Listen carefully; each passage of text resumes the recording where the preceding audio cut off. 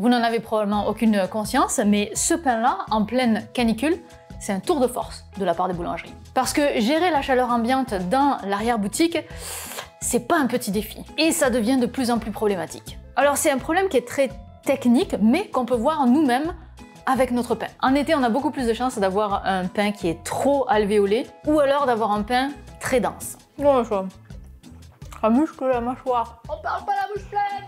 Et une des raisons pour lesquelles ça peut arriver, c'est parce que la pâte a eu trop chaud pendant le pétrissage. Caradoc, expliquez-lui. Ce pain-là, il est cuit trop vite dans un four trop chaud. La montée n'a pas le temps de se faire et il y a trop d'air dans la mie. Donc? C'est de la merde. Alors c'est pas tout à fait ça, il y a mieux comme explication, et on veut comprendre, parce que c'est pas parce que c'est l'été qu'on veut pas du bon pain.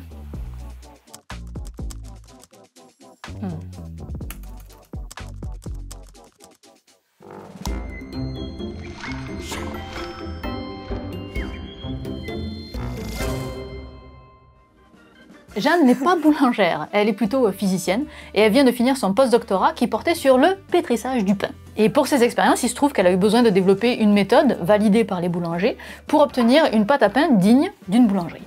Donc, on a tous nos ingrédients là? Oui. Et puis ça c'est moi, je suis une wannabe boulangère puisque ça fait 12 ans que je fais du pain maison. Qu'est-ce qu'on met en premier? L'eau, hein. L'eau. Allez, c'est parti pour l'eau. Et là, on fait une compétition pour savoir lequel de nos deux pains sera le meilleur. Donc je pourrais tout de suite dire que si ça n'a pas fonctionné, c'est à cause de ta balance. Ah oui, alors... On commence la mauvaise foi dès le début. La seule chose qui change entre nos deux expériences, c'est le pétrissage. Et pour une bonne raison, c'est parce que c'est là que se joue la grande partie de la qualité finale du pain, notamment en fonction de la température de la pâte. On a un gros volume de pâte à pain qu'on vient brasser.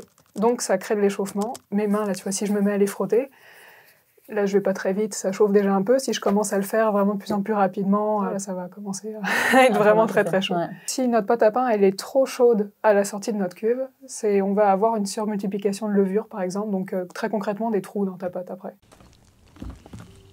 Alors des trous certes, mais comme on le disait, ça peut aussi être un pain beaucoup plus dense parce qu'en fait les levures se seront activées trop tôt pendant le pétrissage et qu'il se passera plus rien au moment de la cuisson. Et là en fait ce que les boulangeries craignent, c'est de décevoir leur clientèle, pas pour un manque de compétences, mais parce que la météo est au-delà de ce qu'ils peuvent maîtriser. Alors plutôt que de prendre ce genre de risque, ce sont des batchs de l'ordre d'1 tonne de pain d'un coup qui sont jetés. Oh lélé.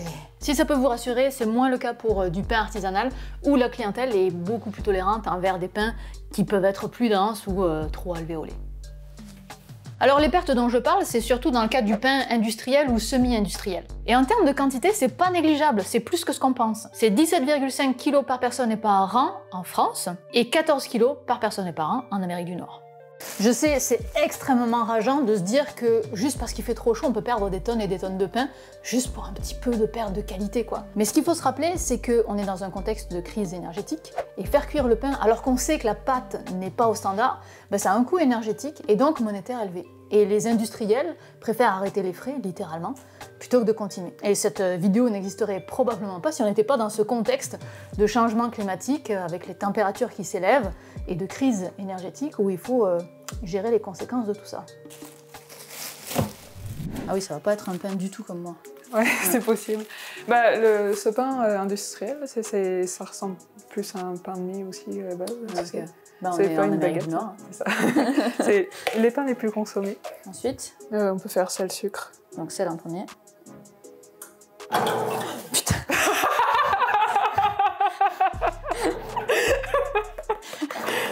Je savais que ça allait partir, je savais. Alors, ce problème de chaleur, il est pas neuf, parce que figurez-vous qu'on a des étés tous les ans. Et les boulangeries, elles ont des systèmes de refroidissement de leur cuve depuis au moins 30-40 ans. Mais dans les régions chaudes, ou bien quand les périodes de canicule se multiplient, comme c'est le cas en ce moment avec les changements climatiques, on arrive à une limite où le refroidissement classique, il suffit plus. Et comme on veut surtout pas avoir à jeter de la pâte à pain, parce que c'est beaucoup trop de gaspillage d'énergie et de ressources, il va falloir trouver une solution. Alors des solutions, en fait, il y en a plein. Par contre, des solutions peu coûteuses à mettre en place, faiblement énergétiques, faciles à exploiter, tout en étant le plus fiable et le plus efficace possible, c'est évidemment là que ça devient difficile. Alors la solution la plus simple, évidemment, c'est d'arrêter de produire du pain quand il fait trop chaud, tout simplement. Mais je devine que la France tout entière rentrerait dans une espèce de dépression profonde, collective, nationale. On pourrait aussi choisir de refroidir les ingrédients en amont, notamment les silos de farine, et de climatiser les boulangeries, mais c'est énergétiquement et donc financièrement pas très optimisé. Et sinon, on pourrait aussi concevoir de nouvelles cuves de pétrissage plus technologiques pour que le refroidissement soit plus efficace. Mais comment on fait ça? Parce qu'il y a 1000 façons de concevoir des formats de cuves de pétrissage. Et avant, c'est ce qu'on aurait fait d'ailleurs. On aurait fabriqué plein de cuves différentes avec plein de types de refroidissement différents pour tester lequel marche le mieux. Mais merci tous les prototypes à construire. Ça demande des ressources, de l'énergie, de l'argent, du temps, etc. C'est encore une fois pas ce qu'on appelle de l'optimisation des ressources. Et aujourd'hui, on a d'autres méthodes. Et donc c'est pour ça que les industriels sont tournés vers nous. On est un labo qui est spécialisé en modélisation numérique. Donc tout l'enjeu, nous, c'était de mettre en place cette modélisation pour que l'industriel ils aient cet outil qui leur permette ensuite de changer le refroidissement à certains endroits ou à tel autre, de changer facilement les dimensions de la cuve, de pouvoir jouer comme ça et d'avoir un classement après des types de refroidissement. Alors dit comme ça a l'air facile. Ah ben on va faire des calculs par l'ordinateur et puis pouf, on aura la réponse. Ben non. Mais en tout cas, c'est là que ça devient rigolo. Je te dirais qu'on a été surpris de voir à quel point il y avait peu de choses dans la littérature pour nous aider. Et c'est d'ailleurs pour ça que Jeanne a développé tout le protocole expérimental contre lequel je me bats. C'était pour reproduire la même pâte à pain que le boulanger, mais en laboratoire. Et ça lui permettait d'étudier la pâte, d'avoir des chiffres, de la caractériser pour l'intégrer à son logiciel. Au moment où l'industriel nous a contactés, il n'y avait aucun logiciel qui permettait de faire ce que nous, on leur propose à la fin comme modélisation numérique. Mais attends, c'est si compliqué que ça, une Parce que t'es en train de me dire que... Genre, toi, en plus, tu as travaillé dans l'aéronautique avant pour ton doc. Donc, on a des outils numériques pour simuler des avions, des fusées, pour simuler des choses extrêmement complexes. Mais la pâte à pain, il n'y a pas. C'est à peu près ça, ouais. Même joueur joue encore. Sucre. Sucre. Huile. Le vieux? Ouais. Et la farine. C'est possible que j'ai plus de temps que toi de mix. Ça se peut, ouais. On est parti? On est parti. 3, 2, 1. Et tu veux voir ce que ça donne, moi, ma pâte, là? Ouais, on va voir ce que ça en a. Okay. T'es en train de juger ma pâte? T'es en train de juger ma pâte? Bah disons, pour l'instant, je vois pas comment il va homogénéiser ça. Alors pourquoi c'est plus facile de faire des simulations en aéronautique que dans le domaine de la pâte à pain? Problème numéro 1. Jeanne l'a dit en fait, il n'existe pas de logiciel adapté. Donc il faut le développer. Mais si ça n'existe pas, c'est parce que la pâte à pain, c'est un matériau tellement complexe que les techniques de modélisation et les mathématiques d'il y a quelques années n'étaient pas encore assez avancées. Problème numéro 2. Je ne sais pas si vous connaissez ce fluide très particulier. Il est très visqueux quand on le manipule, au point d'être quasiment considéré comme un solide, mais il devient tout mou, quasiment liquide en fait, quand on le manipule plus. C'est bizarre hein, comme type de fluide. Ça s'appelle un fluide non newtonien. Et il se trouve que la pâte à pain, c'est aussi un fluide de ce type-là, mais complètement à l'inverse. C'est-à-dire qu'il est plus visqueux quand on ne le manipule pas, et plus fluide quand on le manipule. Ce que ça implique, c'est que dans la cuve à pain, vu que toute la pâte n'est pas sollicitée partout en même temps, ça veut dire qu'on a des zones très visqueuses et d'autres qui le sont moins, et c'est pas toujours les mêmes, et pas aux mêmes endroits. Un enfer. Et si vous ajoutez à ça le fait que la pâte à pain est très peu conductrice de chaleur, la température a beaucoup de mal à s'uniformiser, et on se retrouve avec des zones très chaudes et des zones plus froides, difficiles. Problème numéro 3. Alors ce problème-là, il est hyper technique, parce qu'avec le pétrissage, il y a plusieurs types de physique à prendre en compte. Alors il y a la physique du fluide complexe qui est la pâte à pain ici, qui doit interagir avec la physique un peu plus simple d'un autre fluide qui est l'air, qui vient aussi dans la cuve. Et il y a aussi la thermodynamique, l'évolution de la température. Et tout ça, ça doit cohabiter. Et d'habitude, on a un logiciel spécialisé pour chaque type de physique. La physique des fluides comme le pain, c'est tel type d'équation mathématique, donc c'est un logiciel. La thermodynamique, c'est un autre type d'équation mathématique, donc c'est un autre logiciel. Mais là, il faut arriver à faire cohabiter des maths qui sont un peu différentes, et en plus de ça, à des échelles de temps différentes. Parce que les fluides, c'est quelque chose qui évolue très rapidement, alors que la température, c'est une évolution beaucoup plus lente. Sportif. Tellement sportif que c'est des papiers de recherche qui sont publiés en ce moment, là, 2023, dont ceux de Jeanne et ceux d'autres membres du laboratoire d'ailleurs.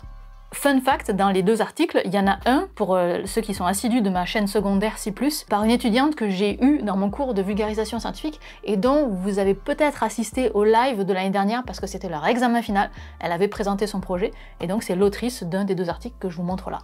Parenthèse terminée, mais si vous voulez voir le lien, c'est dans la description, blabla. Ah bah ouais, elle est quand même pas mal plus lisse que ce que je pensais. Honnêtement, elle est pas pire en termes de résistance, même, tu vois, là, c'est... J'arrive à l'étendre sur une couche assez fine, puis elle se casse pas là, tout de suite. Donc pas si mal. Pas si mal, ouais, j'avoue. Ah, surprise, hein. Donc ça, c'est la tienne. Donc elle est à 33,8 degrés. Et celle-là, elle est à 27 degrés.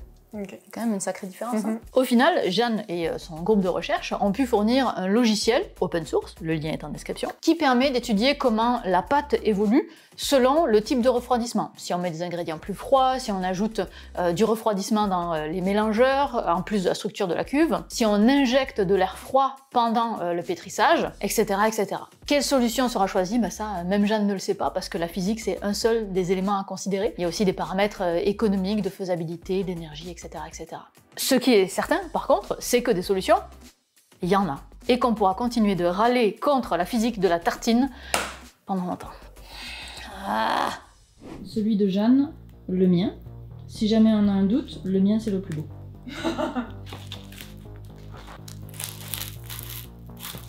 Tu vois, c'est le mien? Ouais. C'est parti.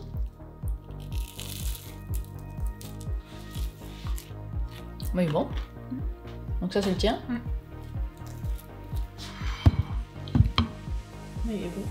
Je vois aucune différence entre les deux. Ouais, clairement. Enfin, clairement, il n'y a pas de différence. Ouais. Alright. Si vous avez encore faim, je vous invite à regarder cette vidéo où on cherche à savoir pourquoi c'est impossible de séparer les 2 biscuits d'un prince sans casser le chocolat au milieu.